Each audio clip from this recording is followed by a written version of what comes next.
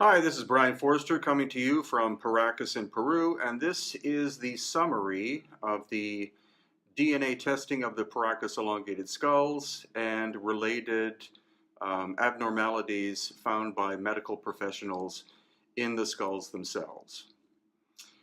Now, the academics that we are associated with here in Peru and elsewhere, uh, their prediction for the results of the elongated skull testing, of which we had 18 different skulls tested, was that the haplogroups that would be found would be A, B, C, or D, because those are the haplogroups of the Native American people whose ancestors crossed over the Bering Land Bridge 12,000 plus years ago.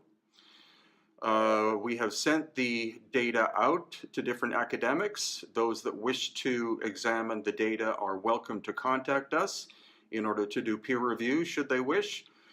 But I think they will be somewhat disturbed with the fact that some of the haplogroups of the mitochondrial DNA that came back were in fact, a few were B, which is typical Native American, but other ones that showed up included U2E, K, J, and H.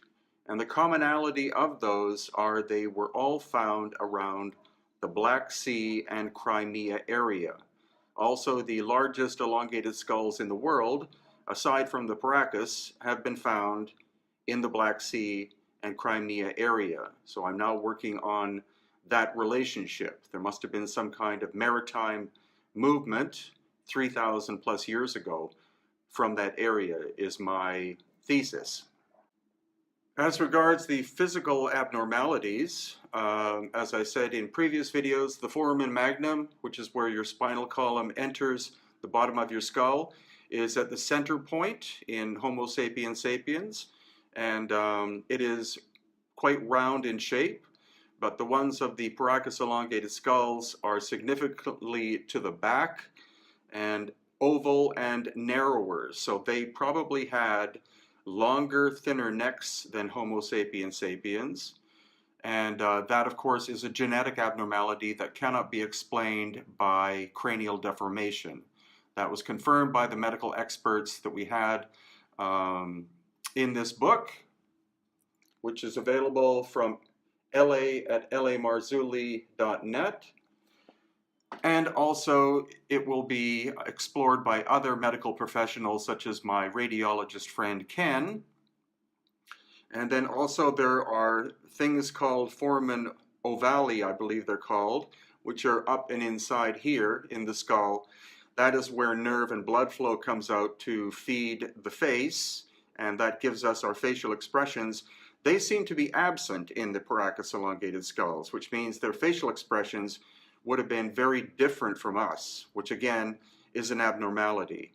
Also, the two holes in the back of the skull in the Paracas were for blood and nerve flow because of the elongated nature of the skull, and not in the book, but the blood types are very curious. 12 different samples of ancient Paracas elongated skull blood was tested, a paper was written, the paper was then removed by other academics because it doesn't conform to standard or the standard story of history.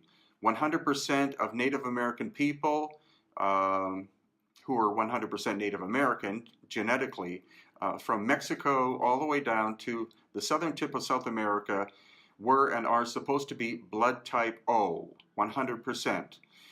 But the results of the Paracas were actually of 14 samples. Blood type A, 28.5%, blood type B, 7.1%, blood type AB, which is the rarest on the planet, 21.4%, and only 43% were blood type O.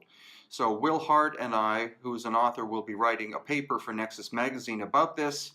What we can basically say is that the Paracas were a very complex genetic being existing 2,000 plus years ago on the coast, and the genetic anomalies are very curious because, again, they should only be A, B, C, and D, but there seems to be a very powerful Eurasian component to their DNA. I don't know if academics will bother writing papers about this, whether they'll attack us. The results are the results. Data is data, fact is fact. And so that is the summary of the story. And again, if you want the full story, you have to get hold of this book. These are the experts, and it will be available in March via la@lamarzulli.net. So for now, still exploring the Paracas, this is Brien Foerster in Paracas, Peru.